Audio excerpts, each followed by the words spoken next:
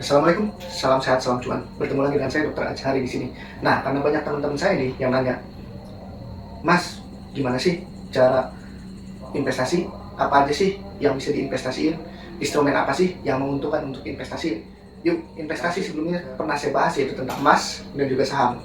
Itu terlalu mainstream lah. Yang sekarang lagi ngetren adalah cryptocurrency. Memang lagi ngetren banget nih.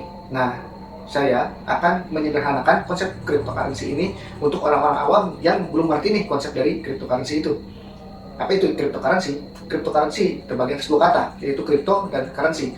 Crypto atau inskripsi atau kode, dan currency adalah mata uang. Jadi otomatis kita sambung-sambungkan, cocokologinya adalah mata uang yang berbentuk kode digital. Apakah ada fisiknya? Nggak ada. Apakah ada underlying? Nggak ada.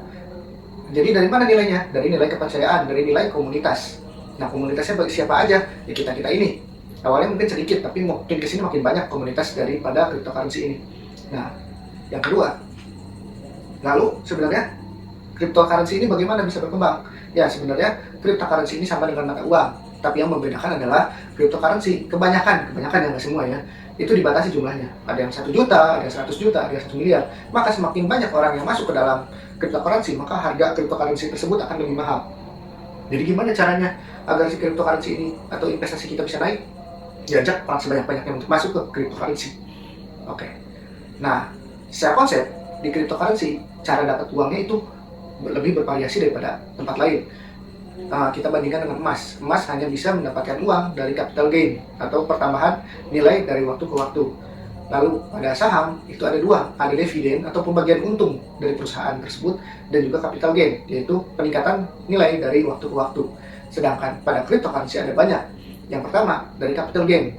Capital gain itu bagi orang-orang investor atau orang-orang yang kita sebut dengan para hodl sejati. Jadi orang-orang yang menyimpan cryptocurrency dalam waktu bertahun-tahun sampai mereka merasa puas dengan hasilnya dan mencairkannya. Apakah menguntungkan? Sangat menguntungkan. Ini adalah cara investasi yang terbaik dibandingkan yang lain, ya. Kenapa saya bilang terbaik? Karena bisa melipat gandakan. Contoh pada koin Dogecoin. Ini kesayangannya Elon Musk. Dalam waktu 3 bulan dapat melipat gandakan diri menjadi 100 kali lipat. Bayangkan kita modal dari uang 1 juta bisa menjadi 100 juta. Puas sekali dong ya. Itu untuk Dogecoin. Nah, yang kedua, bisa kita jual belikan atau disebut trading. Trading ada banyak bentuknya. Ada swing trading, ada trading harian atau day trading, ada trading scalping, trading per menit. Nah, untuk lebih dalamnya tentang trading, kita akan masukkan ke segmen sendiri. Karena cukup rumit dan cukup menguras waktu dan energi untuk trading.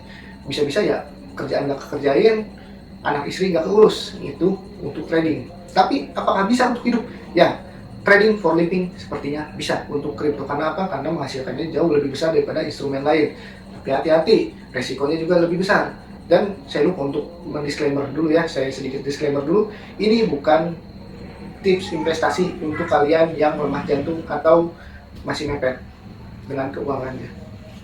Yang ketiga, ada yang dinamakan DeFi atau desentralisasi financing. DeFi atau desentralisasi finance, di mana biasanya untuk likuiditas itu kita bergantung pada bank.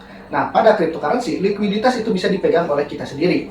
Jadi kita yang menyediakan likuiditas pada satu exchange-nya banyak, ada Uniswap, PancakeSwap, Bucketswap, dan lain-lain. Nah, di sana kita akan meminjamkan uang kita ke mereka dengan hasil bunga yang sudah ditentukan oleh likuiditas itu sendiri. Mulai dari puluhan persen hingga ratusan ribu persen. Bisa 0,3 per hari sampai 5% per hari. Sangat menguntungkan kan? Ya, sangat menguntungkan untuk likuiditas ini sendiri ya. Tapi karena caranya agak rumit, jadi kita nanti akan bagi ke segmen berikutnya. Nah, itu untuk DeFi. Jadi udah ada berapa tadi? Ada hodl atau capital gain atau penyimpan. Lalu ada trading, kita jual beli. Lalu ada farming atau liquidity provider. Yang keempat, ini yang lagi ngetrend, yaitu auto staking. Yaitu kita beli koin-koin atau kita seringnya ini shitcoin, di mana koin ini semakin banyak orang yang jual dan beli, maka semakin banyak koin yang kita pegang. Jadi semakin lama kita pegang itu koin, semakin besar persentase yang masuk ke dalam kantong kita.